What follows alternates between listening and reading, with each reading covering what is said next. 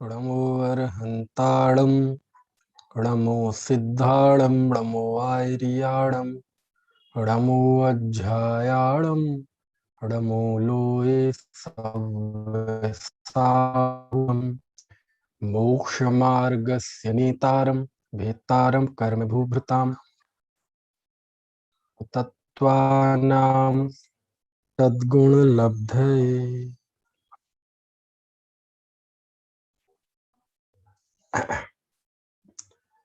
तत्वार्थ सूत्र 6वां अध्याय आश्रव का प्रकरण चल रहा है और इस आश्रव के प्रकरण में कल हमने जाना था कि मनुष्य आयु का आश्रव कैसे होता है। अल्प आरंभ और अल्प परिग्रह मनुष्य आयु के आश्रव का कारण है और अल्प आरंभ अल्प परिग्रह यानी थोड़ा आरंभ और थोड़ा परिग्रह। आरंभ में यानी हिंसा के कार्य और परिग्रह यानी ममता का परिणाम।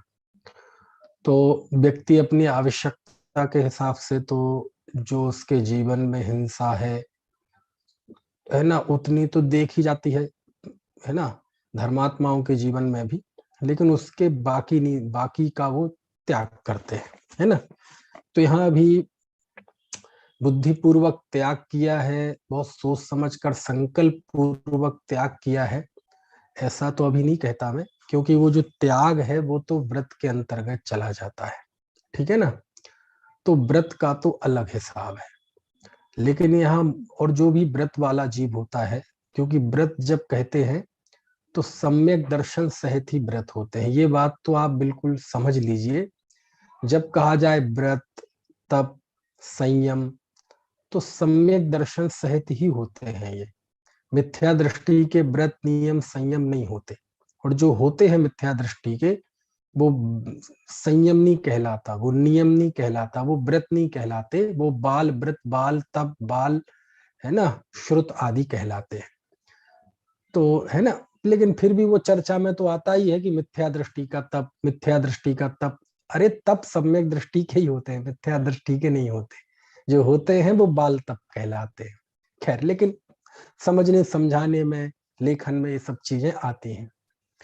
तो यहाँ कोई जीव ऐसा है उसके व्रत नहीं है कि मान लीजिए कि जो उसके जीवन में परिग्रह और आरंभ देखा जा रहा है, उसके अलावा जो शेष है, जो वो नहीं कर रहा है, उसका त्याग नहीं है उसके, बस वो करता ही नहीं है।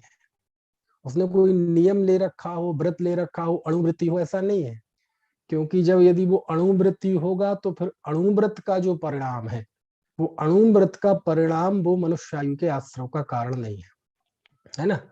अणुव्रत का जो परिणाम है, चूंकि वो सम्यक दृष्टि के ही होता है, तो सम्यक दर्शन सहित जो भी व्रत आदि के परिणाम होते हैं वो देवायु के आश्रव के कारण होते हैं।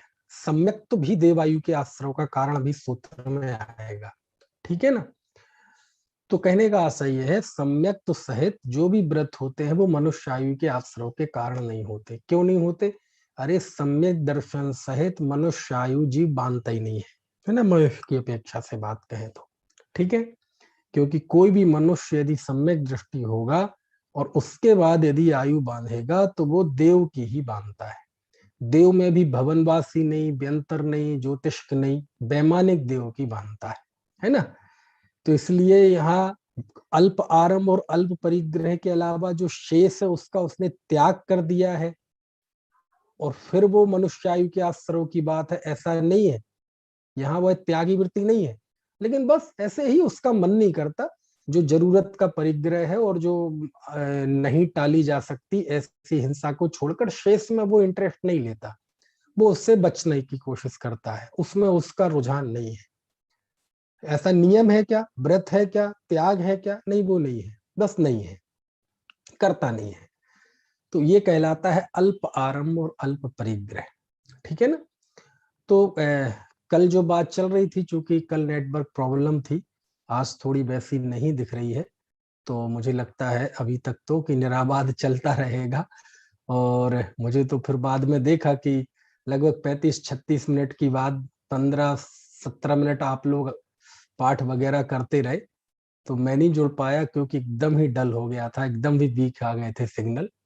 चलिए, तो कल पता नहीं कितनी बात हुई थी, कितनी नहीं, थोड़ा सा मुझे स्मरण नहीं है, क्योंकि कल मैं एक बहुत महत्वपूर्ण बात आपको बता रहा था। वो बात ये थी कि कोई भी जो कार्य होता है, बहुत यानी हमारे जीवन में बहुत सारी वस्तुएं ऐसी होती हैं जिनका हम उपयोग नहीं करते, लेकिन वो ऐप की तरह वो डाटा कंजम्पशन है ना, पुण्य का कंजम्पशन चलता रहता है ना।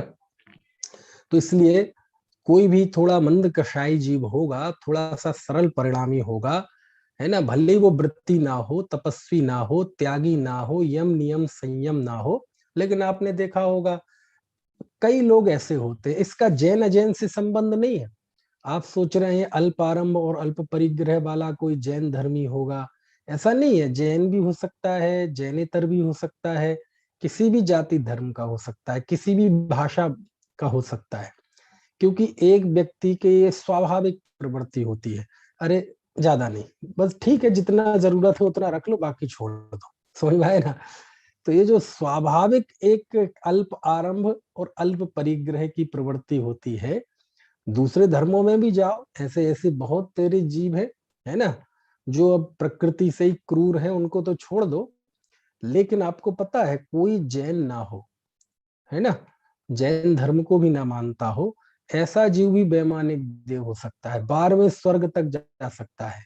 ऐसा कोई गृहीत मिथ्या दृष्टि जीव हो जो जैन ना हो, देवशास्त्र गुरु का भक्त ना हो, है ना, सब धर्मों को मानता हो, गृहीत मिथ्या दृष्टि हो, एकांत विपरीत संशय अज्ञान सारे मिथ्यात्व उसके जीवन में हो, लेकिन उसके भी ऐसी कक्षाएं की मंदता हो सकती है कि वो 12वें स्वर्ग में चला जाए। अरे माँ के गर्भ में रहने वाला जीव भी देव आयु, बेमानिक देव की आयु बांध लेता है। बोलो कौन सी आयु? बेमानिक देव। कौन? जो अभी बच्चा 5-6 महीने का माँ के गर्भ में है, अभी जिसका जन्म नहीं हुआ है, गर्भ में है, ऐसा जीव भी 12वें स्वर्ग तक का पुण्य बांध लेता है। इसका मतलब क्या हुआ कि ये आयु बांधना, है ना, और कषाय की मंदता होना, स्वाभाविक रूप से सरल होना, शांत परिणाम होना, इसका धर्मरम से कोई संबंध नहीं है। कोई जैनियों में पैदा हुआ भी बहुत क्रूर हो सकता है। आप देख लो भारत देश का सबसे वाला बड़ा कत्ल खाना किसका है? किसका है? एक जैनी का है, अलकबीर कत्ल खाना हैदराबाद, जहाँ हजारों पशु रोज काटे जाते, जैनी का है। तो कहने का आशय कोई जैनी में पैदा होने वाला भी इतना क्रूर हो सकता है, और कोई क्रूर से क्रूर संस्कारों में पैदा नहीं होने वाला भी बहुत दयालु हो सकता है। तो इन सारी चीजों का कोई जाति धर्म कुल से संबंध नहीं है ना। आप दुनिया में जाओ, जहाँ मतलब दूसरे देशों में जाओ, एक से एक तपस्या करने वाले मिल जाएंगे, त्यागी मिल जाएंगे, जंगल में, है ना, पहाड़ों पर रहने वाले मिल जाएंगे। समझ में आए ना। तो इन सब चीजों का धर्म कर्म से संबंध नहीं रहता। जो व्यक्ति स्वाभाविक रूप से सरल होता है वो होता है, वो किसी भी धर्म का हो, किसी भी जाति का हो। और जो क्रूर होता है वो होता है किसी भी जाति और किसी भी धर्म का हो। समझ में आया। कोई जैनी भी बहुत इतना हवसी हो सकता है कि उसे दिन रात पैसा, दिन रात पैसा, दिन रात पैसा चाहिए, है ना। और कोई मुस्लिम भी बहुत संतोष वृत्ति वाला हो सकता है, नहीं जी ऊपर वाले ने जितना दिया वो ठीक है, इससे ज्यादा हमें नहीं चाहिए, उसकी मर्जी जो है ठीक है। तो ये कषाय की मंदता के लिए कोई धर्मात्मा होना जरूरी नहीं है, कोई सम्यक दृष्टि होना जरूरी नहीं है ना। देव आयु में, देवगति में जाने के लिए भी कोई सम्यक दृष्टि होना जरूरी नहीं है। तो ये मैं क्यों बता रहा हूं कि ये अल्प आरंभ और अल्प परिग्रह, मतलब वो कोई सम्यक दृष्टि हो गया, त्यागी वृत्ति हो गया, शेष हिंसा और परिग्रह का त्याग कर दिया, अहिंसाणु व्रत हो गया, परिग्रह परिमाण व्रत उसके हो गए, ऐसा बिल्कुल नहीं है। तो फिर क्या है कि बस वो कुदरती तौर पे उसके ऐसा है कि वो जरूरत से ज्यादा चीजों को महत्व नहीं देता, बस जो मिल गया ठीक है, संतोष प्रवृत्ति है ना। और बाकी हिंसा को बढ़ावा नहीं देता, कोशिश करता है कि हिंसा हिंसा ज्यादा ना हो, सब प्यार से रहो, शांति से रहो। तो ये जो एक नेचुरल, बनावटी नहीं, नेचुरल जो होता है, जिसका जाति धर्म से कोई संबंध नहीं है, उसका नाम है अल्प आरंभ और अल्प परिग्रह। अब वो बात अलग है कि उसे नहीं पता कि ये जैन धर्म की भाषा में जो हमारी प्रवृत्ति है उसे अल्पारंभ और अल्प परिग्रह कहते हैं, है ना। लेकिन वो उसको हम समझने के लिए इन शब्दों का प्रयोग कर रहे हैं, है ना, लेकिन वो उसका ये नेचर कुदरती होता है ना। तो ये है अल्पारंभ और अल्प परिग्रह। तो इसी प्रसंग में कल वो मैंने बताया था कि घर में जो खामा खा का परिग्रह हो उसे दे देना चाहिए, किसी के काम में आ जाएगा, है ना। क्यों? क्योंकि वो हमारा पुण्य खाता है। आपको क्या बताऊं, बिना पुण्य के उदय के कुछ नहीं होता। यदि आपका वो मच्छर ने काटा है ना, असाता वेदनी की उदीरणा हुई और आपको मच्छर ने काट दिया, तो मच्छर काटने से जो आपको तकलीफ हो रही है, आपको खुजली करने के लिए भी पुण्य का उदय चाहिए।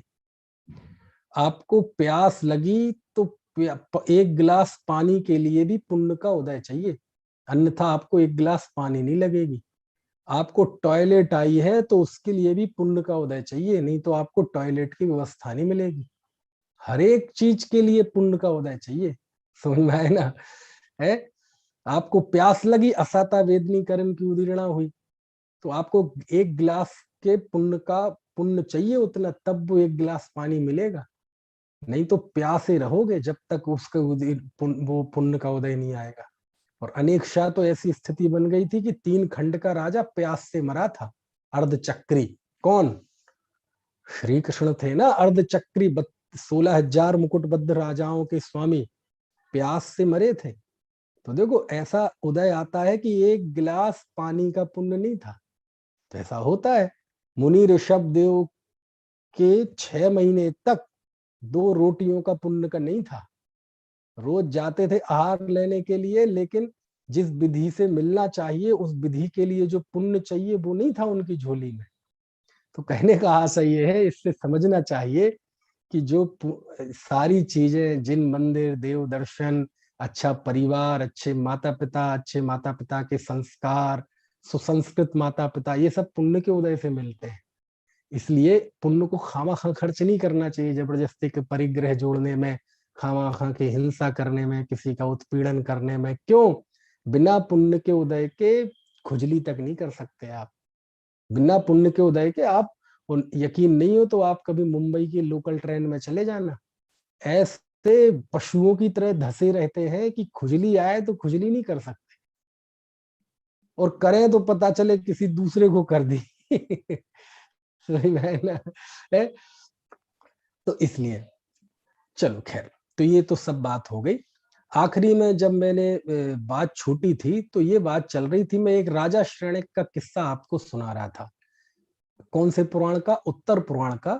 कि श्रेणिक महाराज ने प्रश्न किया कि हे भगवान, हे आचार्य देव, हे गणधर स्वामी, हे प्रभु, हमें व्रतादि के भाव क्यों नहीं होते? तो उन्होंने जवाब दिया था कि चूंकि तुमने नरकायु का आश्रय बंद कर लिया है इसलिए तुम्हें नहीं होते।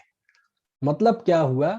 ऐसा नियम है कि देव आयु के अलावा तीनों आयु में से कोई भी आयु कोई बंद कर ले तो उसे व्रत के परिणाम नहीं होते। समझ में आए ना? क्यों? क्योंकि एक बताया था ना कि जिसको जहां जाना हो ना, वो उसकी तैयारी उसकी दिखने लगती है। जिसने नरकायु बांध ली हो ना, तो आप देख ला ना, उसके झगड़े के भाव आएंगे, कपट के भाव आएंगे, शांति भंग करने के भाव आएंगे। जहां आएगा, जहां जाएगा वहीं कलह करेगा। समझ में आए ना? है। जिसको त्रेंच की आयु बांध ली हो तो स्वाभाविक है वो छल परिणाम वाला है, तब तो उसकी त्रेंच आयु बंधी ना। इसका मतलब उसके जीवन की जो परिणामों का एक एवरेज निकाला जाए, उसके एक मूल, उसका एहसास निकाला जाए अंदर का वेदन, तो वो छल वाला था। अब उसने, अब तो रजिस्टर्ड भी हो गया। क्या रजिस्टर्ड हो गया? अब तो उसका बेनामा हो गया। क्या बेनामा हो गया? कि अब इसने त्रेंच आयु बांध ली है।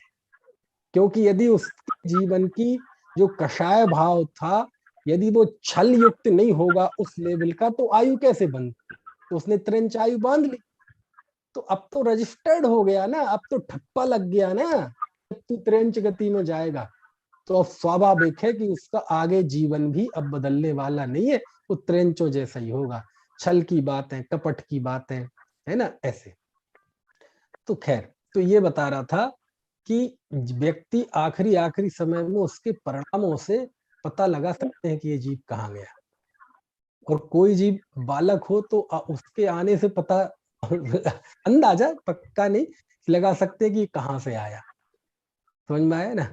है चलो, तो आपने कई कई बुजुर्ग लोग होते हैं तो घर वाले भी कहते हैं ये तो बूढ़े हो गए, इनकी तो दिमाग खिसक गया, बिल्कुल इनका समझ लो दिमाग सटे आ गया, जहां देखो कलह, जहां देखो झगड़ा झगड़ा, जिसको देखो उससे झगड़ा। तो समझ लेना वो बूढ़े आदमी की रजिस्टर्ड हो गया है, उसका बैनामा हो गया है, अगला प्लॉट बुक हो गया है, अगला स्लॉट, प्लॉट नहीं, प्लॉट तो क्या बुक, स्लॉट बुक हो गया है। क्योंकि वैक्सीनेशन के मामले में सब स्लॉट सीख गए, स्लॉट क्या होता है, तो समझ लो उसका स्लॉट बुक हो गया है। कहाँ कहाँ? नरक का, है ना? ये प्रभा जी प्रश्न कर रही हैं, तो इनको अब कहाँ से, हाँ रेज हाँ हैंड जी, कर दो। हाँ जी हाँ भाई साहब। बताइए भाई साहब, बताइए। मनुष्य आयु बढ़ने पर क्यों नहीं होते व्रत के परिणाम? नहीं होते बस। क्यों नहीं नहीं होते मतलब मनुष्यायु? क्योंकि मनुष्य जो है वो ना तो वो अच्छी ना तो बहुत अच्छे परिणाम वाले हैं, ना तो वो धर्म ध्यान के परिणाम वाला है एकदम, और ना आर्त रौद्र परिणाम वाला है, मिश्र परिणाम वाला है ना? तो मनुष्यायु जिसने बंद कर लो उसको नहीं होते परिणाम, वो मतलब मतलब वो संयम तो के अच्छी भाव, मानी जाती है है ना, ना? अच्छी मानी जाती है ना भाई है साहब, मनुष्य आयु तो अच्छी उसे मानी जाती है। तो नहीं होती है, हम क्या करें, नहीं होती। नहीं, जी जी बहुत जी जी। क्या है, उत्कृष्ट परिणामों का फल देव आयु है, मनुष्यायु नहीं है। मनुष्य आयु का बहुमान तो इसलिए कर सकते हैं, करते हैं, क्योंकि मनुष्य आयु में जीव संयम अंगीकार कर सकता है, और संयम अंगीकार और आयु में नहीं कर सकता। तो मनुष्य आयु संयम अंगीकार करने के लिए, मोक्ष जाने के लिए सर्वोत्कृष्ट है ना? ठीक। और यदि वो मनुष्य आयु प्राप्त करके यदि वो नहीं करता है तो उसकी मनुष्य आयु भी व्यर्थ मानी जाती है। और भी कोई रेज हैंड कर रहा है? आप कर लीजिए, अनम्यूट कर लीजिए, किसी को कोई प्रश्न हो तो। सुनील कांत जी कर रहे हैं, बताइए। पंडित जी जय जिनेन्द्र। जय जिनेन्द्र। जैसे आपने पिछले प्रवचन में एक बात बताई थी कि किसी व्यक्ति की नई आयु उसके जीवन भर के परिणामों के औसत के अनुसार से बनती है। हाँ हाँ, तो वो अंजन चोर के केस में तो ये बात नहीं जम रही। देखो किससे, ये जो मैं बता रहा हूँ ये किससे कहानियों की बात नहीं है ना? और आपके जो रिएक्शन होते हैं, परिणाम होते हैं, आपकी कषाय के अनुसार ही होते हैं, है ना? अंजन चोर से क्यों नहीं जम रही, बताओ जरा। वो अब जिंदगी भर तो चोरी करी उसने और आखिरी वक्त में उसने ऐसा कर लिया तो वो सीधे मुख चला गया। नहीं, क्या होता है, आयु नहीं बंधी ना, उसने ऐसा पुरुषार्थ किया है कि आयु बंधी नहीं। ऐसा तो पुरुषार्थ कर सकता है जी, समझ में है ना? लेकिन ऐसा नहीं होगा कि जीवन भर किसी ने पाप किया हो और वो एक आध क्षण में कोई पुण्य करके देव आयु में चला जाए। जीवन भर पुण्य किया हो और एक आध क्षण में पाप करके कोई नरक में चला जाए, ऐसा नहीं है ना? तो ऐसा पुरुषार्थ करें कि संसार का खेद ही कर दे, वो बहुत अच्छा है। निष्कषाय होने का पुरुषार्थ कर सकते हैं आप, समझ में है ना? निष्कषाय हो जाए, बहुत बढ़िया बात है ना? ऐसा है ना? और ऐसा भी होता है, क्या होता है कि आप क्या सोच रहे हैं, जो पाप करता है, हर पाप करने वाले का उस पाप से अलग अलग तरह का अटैचमेंट होता है। कैसे अटैचमेंट होता है कि जैसे एक व्यक्ति मान लीजिए बाजार में चाट खा रहा है, एक दूसरा व्यक्ति चाट खा रहा है, एक तीसरा व्यक्ति चाट खा रहा है। यद्यपि क्रिया की दृष्टि से तीनों ही चाट खा रहे हैं। मैं चाट का उदाहरण दे रहा हूं, उदाहरण तो मुझे और कठोर देना चाहिए क्योंकि चाट से ये बात क्लियर नहीं होगी, ठीक है? और कठोर ले लो जरा। एक व्यक्ति मांस खा रहा है, एक दूसरा खा रहा है, एक तीसरा खा रहा है, तीन चार पांच लोग मांस खा रहे हैं। क्रिया एक सी हो रही है, लेकिन सबका अटैचमेंट अलग अलग तरह का होता है। मान लीजिए कोई इस तरह का होगा, मान लीजिए कोई मुसलमान है और मुसलमान के वो चूंकि जन्म से वही संस्कार मिले हैं, उसे वही बात मिली है, वही परिणाम मिले हैं, वो भी खा रहा है। वो भी पाप बांध रहा है, पुण्य नहीं बांध रहा कोई, पांचों ही पाप बांध रहे हैं, बहुत पाप बांध रहे हैं। ठीक है। एक दूसरा वो खा रहा है, मान लीजिए कोई हिंदू है, उसके में कोई ऐसे संस्कारों में पैदा हुआ, यज्ञ चल रहे थे, यज्ञ में मांस सांस की बलि दी जाती है और वो प्रसाद के रूप में, जैसा कि मैंने कोलकाता का बताया था ना, कोलकाता में नवदुर्गों में आज भी मांस का प्रसाद दिया जाता है ना। एक तीसरा वो है कि समझ लो हिंदू है, वो जानता है हम हिंदू हैं, मांस नहीं खाना चाहिए, छूने लायक नहीं है, जो मांस को छूता है वो अछूत हो जाता है, शूद्र बनता है, तब भी खा रहा है स्वाद के लिए। एक तीसरा शूद्र है, हिंदू है लेकिन शूद्र है ना। और शूद्रों में आप देखेंगे अनेक ऐसी जाति हैं, वहां तो समझ लो कोई भी धार्मिक संस्कार भी होगा तो सुअर है ना, और उसी का प्रसाद होगा। एक चौथा जैनी है, वो ऐसे परिवार में ऐसे संस्कारों में पैदा हुआ है कि चर्चा नहीं हो सकती, खाना तो बहुत दूर की बात है ना। और खूब समझाया सबने फिर भी खा रहा है। अब आप देखो पांच उदाहरण आपको समझ में आए ना, क्रिया पांचों की एक ही हो रही है, लेकिन यदि पांचों की भाव भी एक से ही हो रहे हैं फिलहाल अभी, तुरंत परिणाम, पांचों स्वाद ले रहे हैं, लेकिन पांचों उस समय भी पांचों की जो आसक्ति है वो आसक्ति अलग अलग तरह की होती है। अलग अलग तरह की कैसी हो सकती है? हो सकता है संस्कारों से वो मुस्लिम है और वो खा रहा है, और कोई ऐसा मौका आ जाए कि कोई उसे समझाए और वो एक पल में समझ जाए और छोड़ दे वह जिंदगी भर के लिए मांस। तो जब उसने छोड़ दिया तो छोड़ने से पता चला कि जिस समय खा रहा था वो खाते समय भी उसकी उसमें कितनी आसक्ति थी। समझ में आया ना। एक दूसरा है, अब बताओ, एक जैन खा रहा है, उसको परिवार से भी अहिंसा के संस्कार, समझ में आए ना, माहौल भी अहिंसा का, उसकी रगों में खून भी अहिंसक लोगों का, और उसे पता भी है कि ये गलत चीज है, तभी तो छुप छुप के खा रहा है। लेकिन इसके बावजूद भी खा रहा है, यानी उसने कुल धर्म गिरवी रख दिया, माता पिता के संस्कार गिरवी रख दिए, धर्म गिरवी रख दिया, है ना, सब कुछ गिरवी रख दिया ना, तब उस कीमत पे वो खा रहा है। तो देखो खा दोनों रहे, लेकिन उस पाप के प्रति दोनों की आसक्ति अलग अलग तरह की है। एक क्रिया ही सभी जीवों के एक सी दिखाई देती है, लेकिन सबके अलग अलग तरह की आसक्ति होती है। समझ में आया ना। कोई तो पाप करता है भोलेपन में करता है, और उसे कसाज समझ में आए तो 1 मिनट में छोड़ देगा, अच्छा जी अच्छा जी अच्छा जी, ऐसा है भाई, तब तो मैं नहीं करूंगा। और एक व्यक्ति जानता है, समझता है, माता पिता ने समझा रखा है, तब भी छोड़ने के लिए तैयार है, छुप छुप के करेगा, इज्जत बेच देगा, रुपए पैसे लुटा देगा, है ना। तो उससे पता चलता है कि उसकी आसक्ति कितनी है। तो जो उदाहरण आते हैं शास्त्रों में, जो लोग एक झटका लगते ही वो क्रिया छोड़ देते हैं ना, पाप, तो छोड़ने से पता चला कि जिस समय वो करता था उस समय उस कार्य के प्रति उसकी आसक्ति कितनी थी, कम थी, इसलिए छोड़ पाया। कुछ बात समझ में आ रही। कई बार प्रतिक्रिया से क्रिया का पता चलता है। क्या कहा? प्रतिक्रिया, रिएक्शन से एक्शन का पता चलता है ना। अंजन चोर वो चोरी करता था, पाप था, लेकिन जो झटके से उसने छोड़ा उससे पता चला कि उसकी करते हुए भी उसकी आसक्ति कितनी थी, कम थी कि ज्यादा थी। और एक व्यक्ति मर जाएगा, मिट जाएगा, लेकिन पाप नहीं छोड़ेगा, जो भी होगा जी मर जाऊं चाहे। तो देखो उसमें उसकी आसक्ति कितनी है। तो ऐसे जीव जिनके जीवन में इस तरह की आसक्ति दिखाई देती है, पाप क्रियाएं, उनकी छूटने की संभावनाएं बहुत अधिक होती है कि एक कोई झटका लगेगा और ये छोड़ देगा।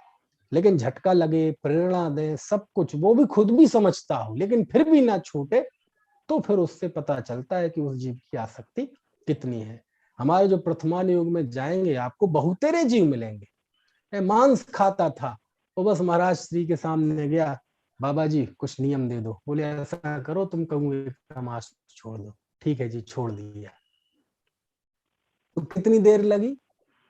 इसका मतलब वो जो मांस खाता था उस खाने के प्रति आसक्ति नहीं थी उसे ज्यादा, बस वो तो ऐसे संस्कारों में पैदा हुआ, वो माता पिता ने खिलाया वो ही खाया, उसने कभी विचार नहीं किया कि ये गलत भी हो सकता है, और जरा सा किसी ने बताया एकदम छोड़ दिया।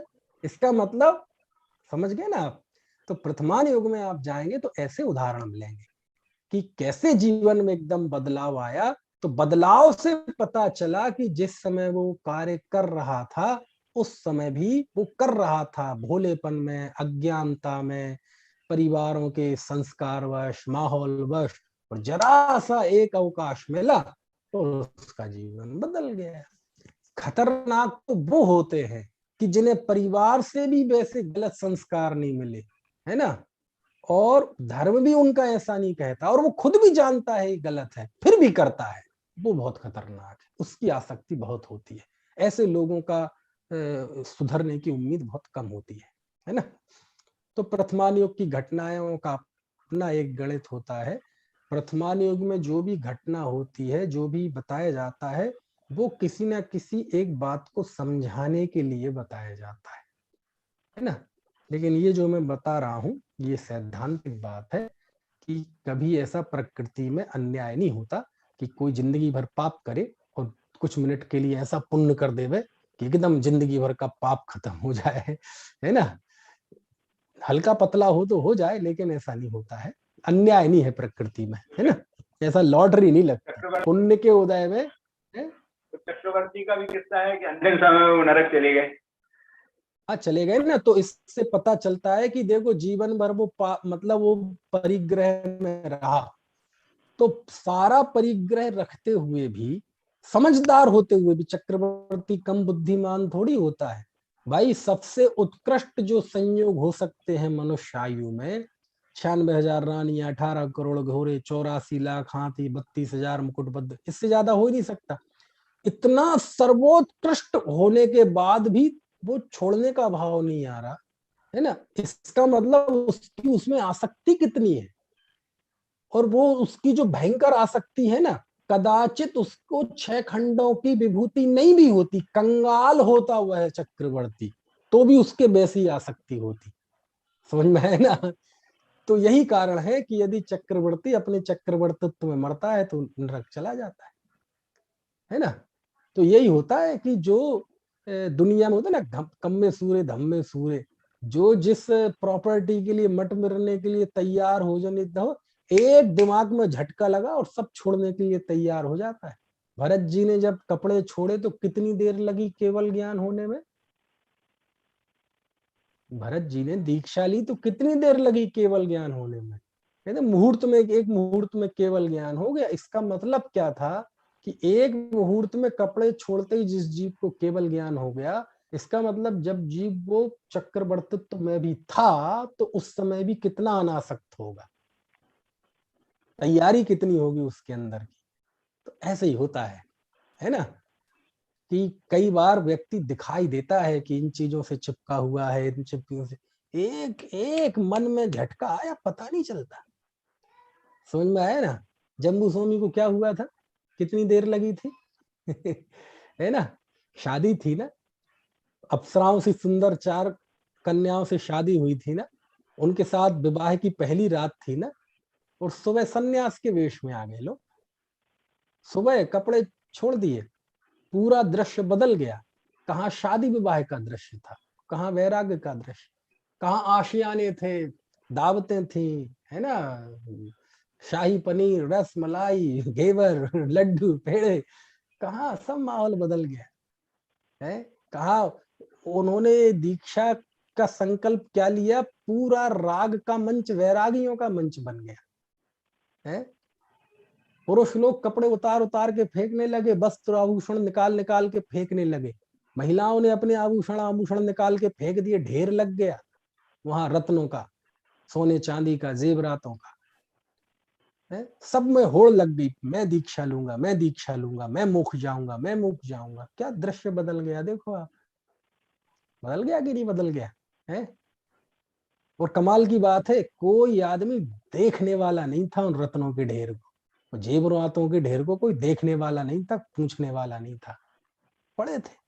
तो क्या दृश्य बदलता है, सब वो रंगीन साड़ियां, जरी की साड़ियां, सोने और वर्क की साड़ियां सब उतार के सफेद साड़ियों पे आ गई, अर्जिका बनने के लिए तैयार, केश लंच करने के लिए तैयार। समझ में आया। तो ऐसे होता है कि जब अंदर से आसक्ति नहीं हो, केवल बाहर किसी कोई वजह से, कोई, है ना, उदय की विचित्रता से होते, और वहां टूटा और यहाँ खत्म। समझ में आया ना, यहाँ खत्म सब। बाहुबली 1 मिनट पहले लड़ने के लिए तैयार और जीत गए। रजिस्टर्ड मतलब वास्तव में चक्रवर्ती तो हो गए थे बाहुबली, जो चक्रवर्ती को हरा दे वो चक्रवर्ती, लेकिन लो अभी लड़ रहे थे भाई से, और यहाँ दीक्षा लेके चले गए लो। ऐसे होता है ना। तो प्रथमान योग की कहानियों को बहुत बहुत विवेक से समझा जाता है कि उस कहानी के माध्यम से वो कथाकार, वो आचार्य देव क्या कहना चाहते हैं, बस वो समझा जाता है। और प्रथमान युग में जो जो कहानी लिखी होती है वो सब कहानी यथार्थ होती है, वैसा वास्तव में हुआ हो ऐसा भी नहीं है। बहुत कहानी, बहुत सारे संवाद काल्पनिक होते हैं, लेकिन उनके पीछे आचार्यों का, लेखकों का, विद्वानों का उद्देश्य बहुत पवित्र होता है, इसलिए वो झूठ के दायरे में नहीं आती, वो सच के दायरे में आती है, क्योंकि वो उसके जरिए वो कुछ ना कुछ बताना चाहते हैं आपको, है ना। चलिए, और किसी का कोई भी प्रश्न था? एक हाथ और खड़ा हुआ था किसी का। हाँ बताइए, अनम्यूट कर लीजिए अपने आप को।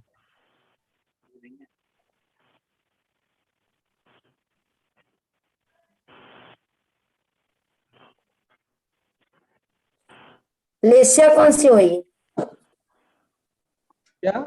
लेस्या, मनुष्य आयु में लेस्या, लेस्या के परिणाम। मनुष्य आयु में लेस्या, ये सब मिश्र लेस, ना तो तीव्र आर्त ध्यान होता है, ना तीव्र रौद्र ध्यान होता है, और ना तीव्र धर्म ध्यान होता है ना। तो ऐसी मध्यस्थ, सब मध्यस्थ।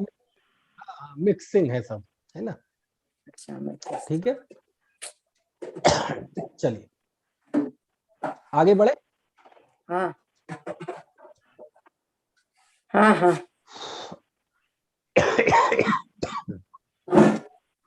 तो इसके बाद ये तो हो गया मनुष्य आयु के आश्रव का कारण, अल्प आरंभ और अल्प परिग्रह।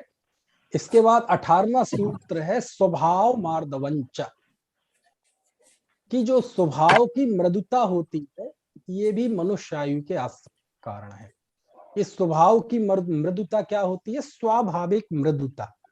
मृदुता तो आप जानते हैं, मृदुता का अर्थ है कोमलता का भाव, निरभिमानता का भाव, है ना।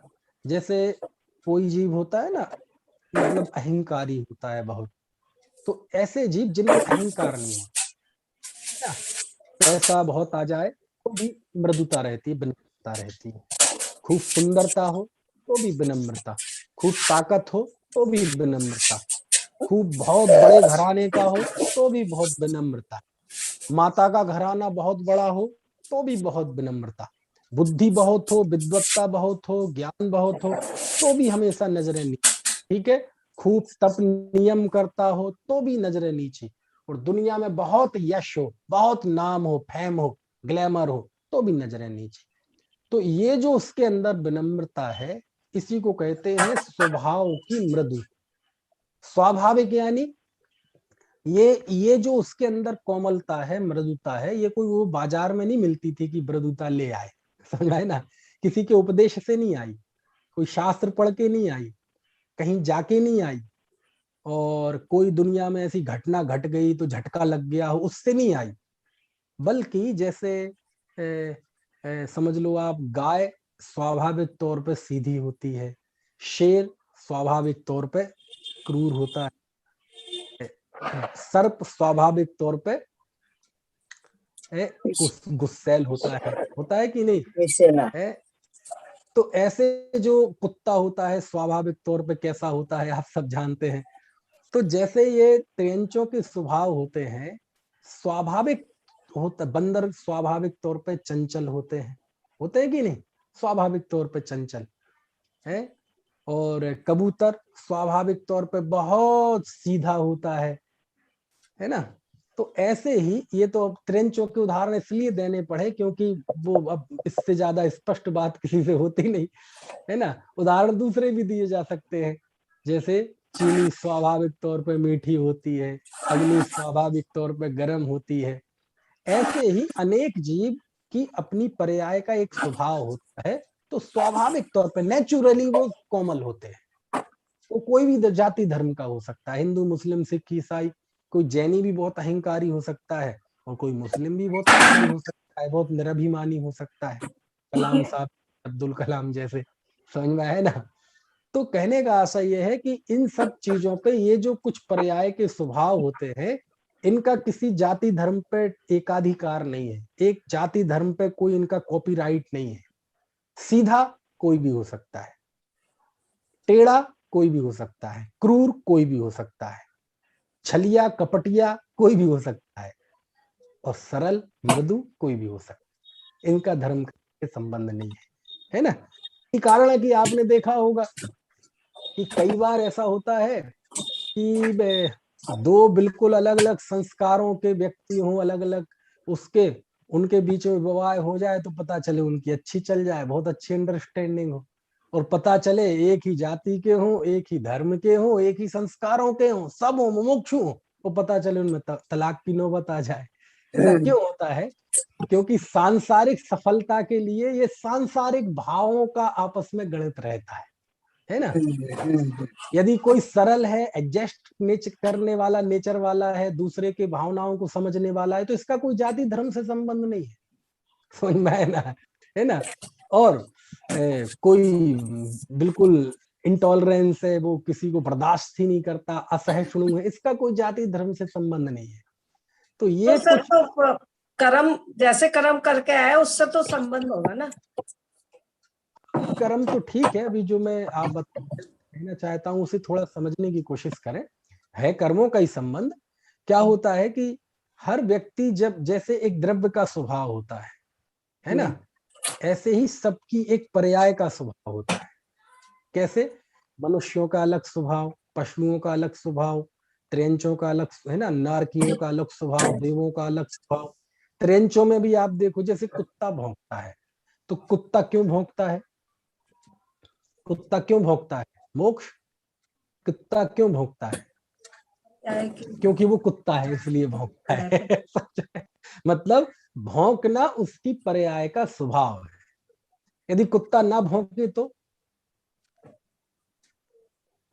फिर वो काय का कुत्ता? उसका स्वभाव। कुत्ता भौंके तो कुत्ता है, क्योंकि वो उसकी पर्याय का स्वभाव है। यदि वो भौंके नहीं और कहीं भी पड़ा रहे कोने में, तो समझ लेना वो बीमार है, उसे डॉक्टर को दिखाओ। क्यों? कुत्ता भौंकता हुआ ही कुत्ता है, शांत बैठा हुआ ये कुत्ता का स्वभाव नहीं है। और आपने देखा वो कुत्ता वो भौंकेगा, और अकेला को दूसरे कोई कुत्ता तो ठीक, कोई मनुष्य ही यदि मिमिक्री करके कुत्ते की आवाज निकाल दे तो उसकी सुन के वो, हाँ कौन आ गया दूसरा, वो भौंकने लगेगा। समझ में आया? अरे ये तो ठीक, कुत्ता शीशे में देखता है, शीशे में, और शीशे में देख के भौंकता है। क्यों भौंकता है? उसको ऐसा लगता है उसके सामने दूसरा कुत्ता कोई है। हाँ, उसे ऐसा लगता है कि सामने कोई कुत्ता है, तो उसे देखकर ये भौंकता है। और ये भौंकता है तो वो वाला और तेज भौंकता है, वो तेज भौंकता है तो ये भी तेज भौंकता है। अब बताओ इसका क्या इलाज है? क्यों होता है? तो इसलिए होता है कि वो कुत्ता है। अच्छा, हम आप भी देखते हैं शीशे में, हम ऐसा क्यों नहीं करते? क्योंकि हम कुत्ता नहीं है। यही जवाब है कि और कोई जवाब है? और तो नहीं है ना? नहीं। अच्छा, स्थिति पलट दो, मान लीजिए वो कुत्ते का जीव इंसान बन गया और हम कुत्ते बन गए, तो हम भी क्या करेंगे? भौंकेंगे शीशे वाले कुत्ते को देखकर। और कुत्ता इंसान बन गया तो वो नहीं भौंकेगा। क्यों? अब वो कुत्ता नहीं है। तो प्राणियों का वो जब जन्म लेता है तो जन्म के ही समय वो अपनी एक पर्याय का स्वभाव लेकर आता है ना? बंदर चंचल होता है, क्यों होता है? क्योंकि वो बंदर होता है। कोई बहुत सीधा व्यक्ति, कोई मनुष्य गति का बहुत सीधा व्यक्ति, बहुत आलसी व्यक्ति, है ना, मतलब बहुत ज्यादा आलसी व्यक्ति, वो भी अगली पर्याय में बंदर बन जाए ना तो वो भी एक डाल से दूसरी डाल पे कूदेगा, क्योंकि वो उसकी पर्याय का स्वभाव है। गाय सीधी क्यों होती है? उसकी पर्याय का स्वभाव है। जो सर्प होता है वो बहुत गुस्सैल क्यों होता है? वो उसकी पर्याय का स्वभाव है। क्योंकि वो जिन कर्म प्रकृतियों को उदय में लेकर आया है उसमें ऐसा ही स्वभाव निर्मित होता है। आप सोचो बंदर कहीं शांत पड़ा रहे, ऐसा संभव नहीं है। पड़ा रहेगा तो समझ लो बीमारी। तो ऐसे ही कई मनुष्यों को भी, मनुष्यों का अपना एक स्वभाव होता है। आप देखो 3 प्रकार के मनुष्य होते हैं, पुरुष, स्त्री, नपुंसक। आप देखो पुरुषों की अपना एक स्वभाव होता है कि नहीं? स्त्रियों का अपना एक स्वभाव होता है, शास्त्रों में लिखा है। और नपुंसकों का अपना स्वभाव होता है कि नहीं? नपुंसकों का अपना एक स्वभाव होता है, उनकी चाल ढाल, उनकी बनावट, गहरी गहरी हथेलियां, वो अलग स्वभाव होता है। अरे चलो वो छोड़ो, हम आप में ही देख लो, जितने लोग यहाँ बैठे होंगे सबका अपना अपना स्वभाव होगा कि नहीं होगा? कोई बड़ा अनुशासन प्रिय होगा, डिसिप्लिन वाला, और कोई जॉली नेचर का होगा, कोई बड़ा फ्रेंडशिप वाले नेचर वाले का, दोस्ताना, या कोई बड़ा गमगीन होता है, वो मुंह लटका रहता है, कोई बड़ा हंसमुख होता है। तो ये कौन बनाता है उनके नेचर? कोई नहीं बनाता। वो जो पर्याय हुई, उस पर्याय का अपना एक नेचर है। यदि हंसमुख व्यक्ति साधु भी हो जाएगा, मुनि भी बन जाएगा, तो उसके चेहरे पे वैसी प्रसन्नता दिखाई देगी। और गम मुंह लटकाने वाला व्यक्ति, इसको तो चुटकुला भी सुनाया जाए ना, तो चुटकुला भी सुन के ऐसे हंसेगा जैसे रो रहा हो। है ना? तो ये व्यक्ति के पर्याय के स्वभाव। हंसमुख व्यक्ति शोक सभा में भी चला जाएगा तो उसके चेहरे पे ऐसे होगा जैसे कोई बहुत खुशी की बात हो। तो ये एक पर्याय के स्वभाव होते हैं, और इन पर्याय के स्वभाव का बड़ा दूर दूर तक इफेक्ट होता है। देखो आप, संघ में आचार्य होते हैं, उपाध्याय होते हैं, साधु होते हैं। अब देखो ये क्या है, ये पर्याय का स्वभाव ही फर्क पड़ता है। आचार्य कैसे होते हैं? जो स्वभाव से थोड़े कड़क, अनुशासन प्रिय, जल्दी किसी से घुलने मिलने वाले नहीं, कम बातचीत करने वाले, गलती को बर्दाश्त नहीं करने वाले। तो वो आचार्य का जो व्यक्तित्व होता है वो मुनि बनने के बाद डेवलप हुआ क्या? वो एटीट्यूड, वो स्वभाव दबंगता वाला, वो तो पहले ही था। वो आचार्य नहीं थे, वो पहले घर गृहस्थी में भी रहे होंगे। तो आपने देखा होगा कई लोग, घर के पापा ऐसे होते हैं कि घर में घुसते ही वहां घंटी बजी कि पापा आ गए, और बिल्कुल घर में बिल्कुल कर्फ्यू लग जाएगा। कर्फ्यू लग जाएगा कि नहीं? बिल्कुल एकदम धारा, कौन सी 144 धारा, शांति एकदम, देखते ही गोली मारने के आदेश जैसे। सब बिल्कुल, बच्चे अभी खेल रहे थे मोबाइल में, बच्चे बिल्कुल बैठ जाएंगे पढ़ने बिल्कुल शांति से, है ना? और हो हल्ला हो रहा होगा तो बिल्कुल बंद हो जाएगा, पापा आ गए, है ना? और कोई ऐसे होते हैं कि सब शांति से भी बैठे हो रहे होंगे और घंटी बजी, पापा आ गए, है ना? तो शांत से भी बैठे होंगे मुंह लटकाए, तो घर में एकदम चहल पहल आ जाएगी। तो ये काय का फर्क होता है कि एक होते अनुशासन प्रिय, घर में घुसते अनुशासन, डिसिप्लिन, और दूसरे क्या मुंह लटकाए बैठे, पढ़ते ही रहोगे जब देखो। समझे? तो ये काय का फर्क होता है नेचर का। किसने बनाया है नेचर? किसी ने नहीं बनाया। वो जो कर्म प्रकृति के उदय में लेकर एक पर्याय बनी मनुष्य की, है ना? मनुष्य की उदाहरण दे रहा हूं, वो तो चारों गतियों में अलग अलग है, तो उसका नेचर होता है। तो ऐसे ही अनेक जीव स्वाभाविक तौर पे क्रूर होते हैं, ऐसे ही अनेक जीव स्वाभाविक तौर पे अहंकारी होते हैं, अनेक जीव स्वाभाविक तौर पे छल वाले होते हैं, अनेक जीव स्वाभाविक तौर पे बहुत ट्रिकी होते हैं, अनेक जीव स्वाभाविक तौर पे हंसमुख होते हैं, ऐसे ही अनेक जीव स्वाभाविक तौर पे कोमल होते हैं। कोमल मतलब मृदु, उन्हें अहंकार नहीं होता किसी चीज का। समझ में आया ना? है अहंकार। अब देखो, एक ही बाप की 2 औलादें हैं पिता की, और दोनों ही के पास वही प्रॉपर्टी है जो पिता की, लेकिन एक आदमी सीधे मुंह बात नहीं करेगा सीधे मुंह, और दूसरा भाई होगा उसको पता ही नहीं चलेगा उसको देख के कि इतने बड़े रईस का लड़का है। आगे कहीं भी बैठ जाएगा, किसी के साथ भी खाने लगेगा, उसको कहीं ये नहीं लगेगा कि मैं इतने बड़े रईस का बेटा हूं। समझ में आया ना? और दूसरा कहीं भी धौंस मारेगा अपनी, तो जाना मैं कौन हूं, है ना? तो एक जो स्वाभाविक मृदुता होती है, मतलब किसी की दी हुई नहीं, किसी की बनावटी नहीं, किसी से ऊपर से ओढ़ी हुई नहीं, मृदुता का दिखावा नहीं, बल्कि एक अपने आप में स्वाभाविक तौर पर सरल है, मृदु है, कोमल है, उसे पैसे का अहंकार नहीं, रूप का अहंकार नहीं। 8 प्रकार के अहंकार कहे ना, कि मेरे पिताजी बहुत बड़े आदमी है, मेरी माँ बहुत बड़ी ऑफिसर है ना, तो तू जानता नहीं मैं कहाँ से आया, ऐसा कुछ नहीं है, कोई नहीं है। अब हम में आपने नहीं देखे ऐसे ऐसे दान देने वाले हैं, कई आदमी तो 10 रुपए का दान देते हैं और 10,000 की अकड़, और ऐसे लोग हैं इस युग में कि करोड़ों रुपए महीने दान देते हैं और आपके बगल में आके बैठ जाएंगे, आपको पता भी नहीं चलेगा कि इतना बड़ा रईस आदमी है। समझ में है ना? ऐसे है मेरे साथ। विनीत जी, अपने जो अनंत भाई सेठ है ना, बहुत साल पहले की बात है, मैं देवलाली में था, है ना, उस समय तो बिल्कुल ही लड़का था मैं, समझ लो 2003 और 4 की बात है, आज से 18 साल पहले। तो मैं वहां गया देवलाली, वहां पहली बार मैंने तत्वार सूत्र की कक्षा ली। तो उस समय ये मोबाइल वगैरह तो चलते नहीं थे, ऐसी रिकॉर्डिंग सुविधा नहीं थी। तो एक व्यक्ति वो टेप लेके आता था, टेप हाँ, वो छोटा टेप आता ना पहले, वो कैसेट वाला, मोक्ष ने तो देखा भी नहीं होगा। तो मोक्ष की माँ ने देखा होगा, वो टेप छोटा वाला, आईवा कंपनी के आते थे। तो वो आए और उस समय टेप वो रख दे में, उसकी लीड, वो क्लिप, वो माइक्रोफोन जो था वो अपने आप ही मेरे कॉलर में लगा दें और टेबल पे सामने रख दें, और वो पूरी रिकॉर्ड कर लेते थे क्लास और ले जाते थे। ऐसे उनने पूरा तत्वार सूत्र पूरा रिकॉर्ड था उनके पास उस समय, 18 साल पहले का, 17-18 साल हो गए।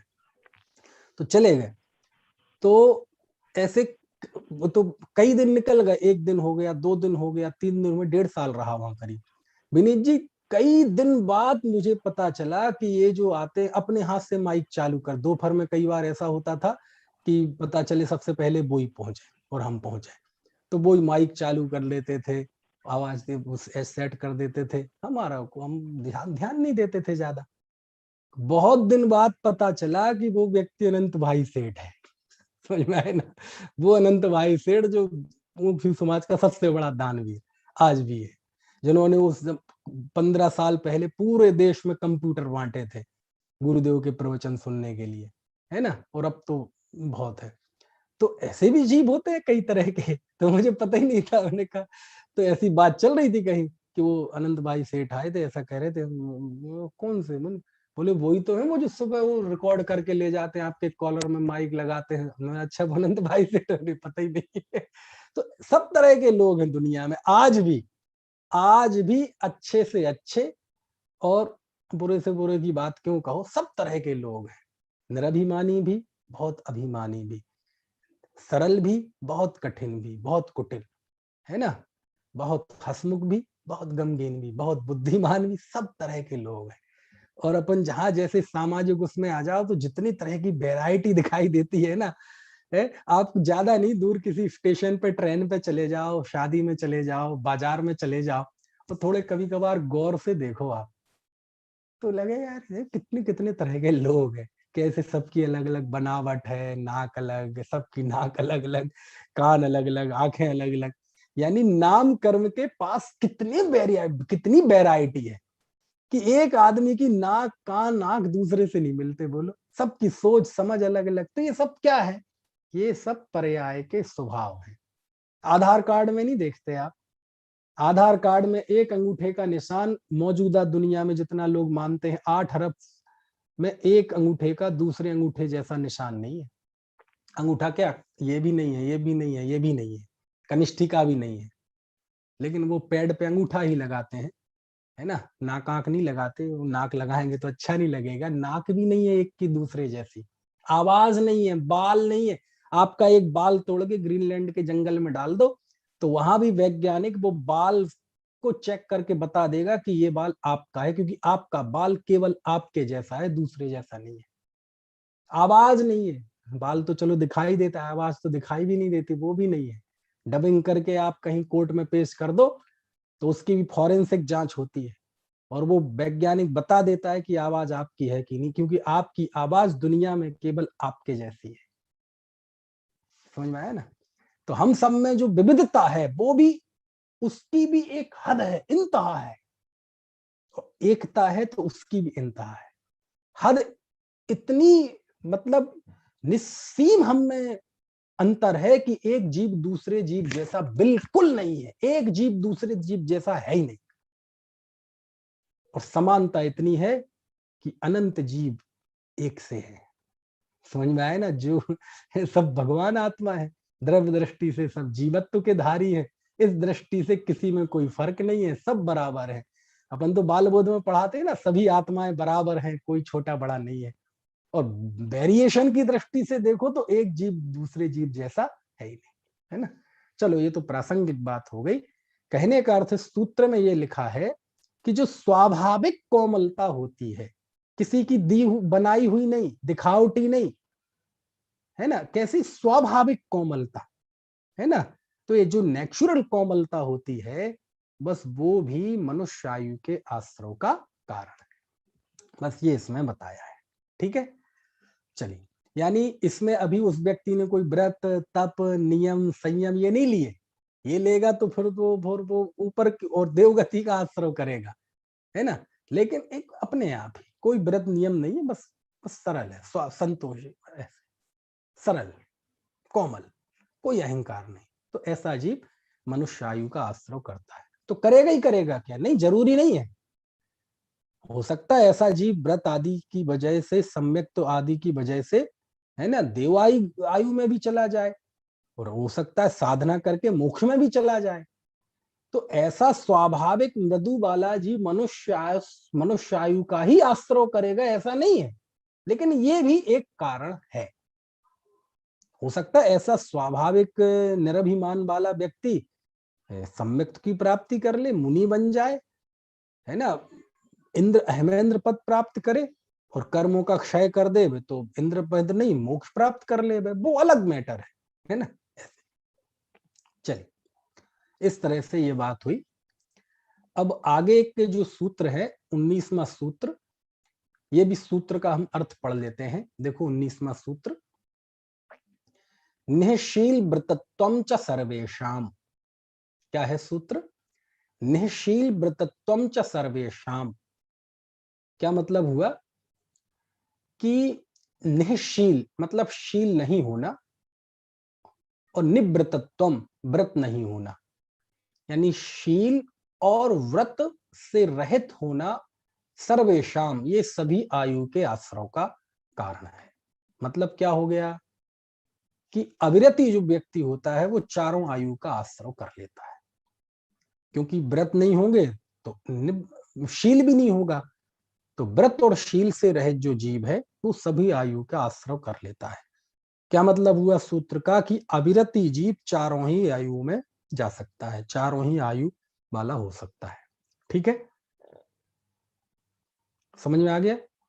अब और आगे की जो चर्चा है वो अपन कल करेंगे, अभी का समय हो गया। किसी को कोई प्रश्न हो तो पूछ लीजिए, नहीं तो फिर अब पंडित जी, हाँ बताइए। अभी पर्याय का स्वभाव का आपने बताया कि जिस पर्याय में जाते हैं उसका वही स्वभाव रहता है ना। तो अब भी जैसे सिंह की पर्याय में भगवान महावीर का जीव था, तो वो उसका स्वभाव क्रूरता है, लेकिन जब मुनिराज के दर्शन होते हैं तो वो क्रूरता उसके स्वभाव से चली जाती है। तो ये उसकी पर्याय से नहीं, पर्याय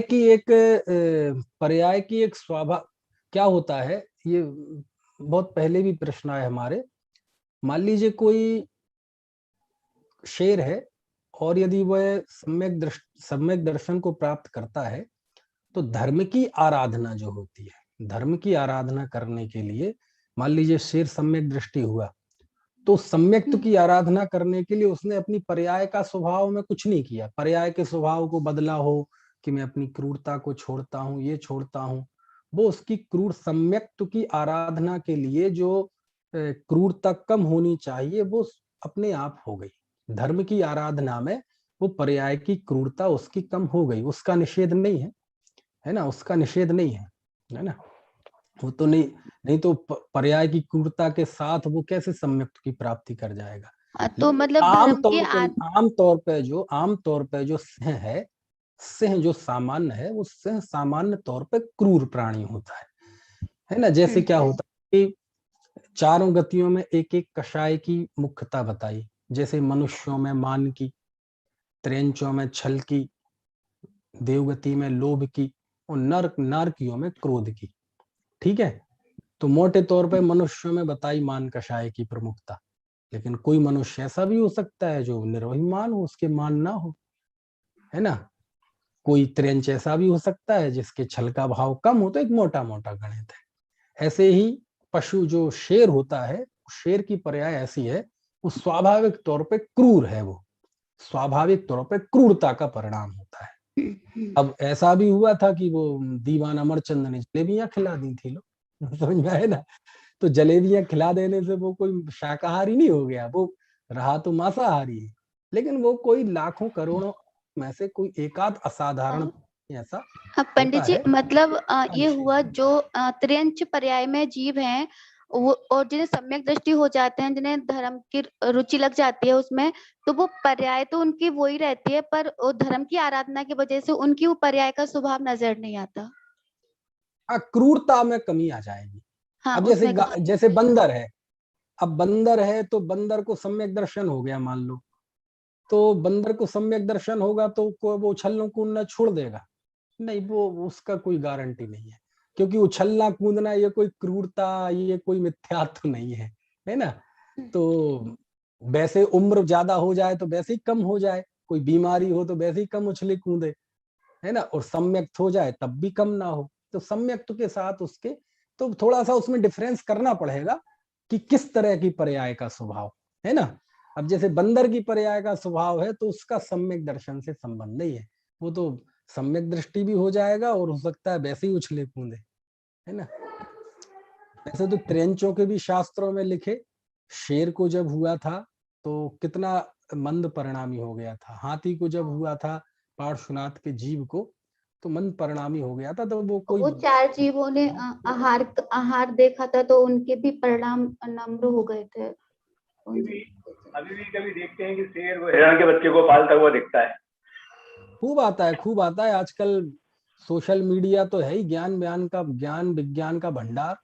ऐसे ऐसे आ रहे कि चूहा बिल्ली को रगड़ रहा है, बिल्ली भाग रही चूहे के डर से, कुत्ता भाग रहा बिल्ली के डर से, है ना। तो ये सब पंचम काल है, हुंडा उसरपड़ी काल। तो खैर, लेकिन एक मोटे तौर की बात है, कोई विशिष्ट कोई व्यक्ति होता है ऐसा तो वो अलग चीज है ना। कोई विशिष्ट पुरुषार्थ वाला त्रियंच हो तो वो पर्याय की क्रूरता को छोड़ के भी, है ना, विशुद्ध परिणामों का धारी होता है, तो उसका निषेध नहीं है ना। एक सामान्य कथन होता है, एक विशेष कथन होता है। हाँ बताओ, मोक्ष कुछ कह रहे? जय जिनेन्द्र पंडित जी। जय जिनेन्द्र। पंडित जी, मुझे ये पूछना था कि जैसे आपने आज बताया, तो क्या हम उसी विषय में ऐसा कह सकते हैं कि जैसी गति होनी है वैसी ही मति होगी? ऐसा भी कह सकते हैं, दोनों ही तरह से है।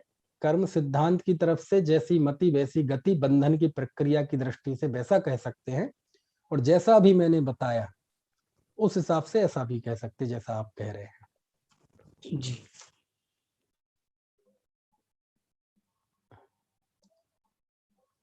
चलिए समाप्त करें। अनंत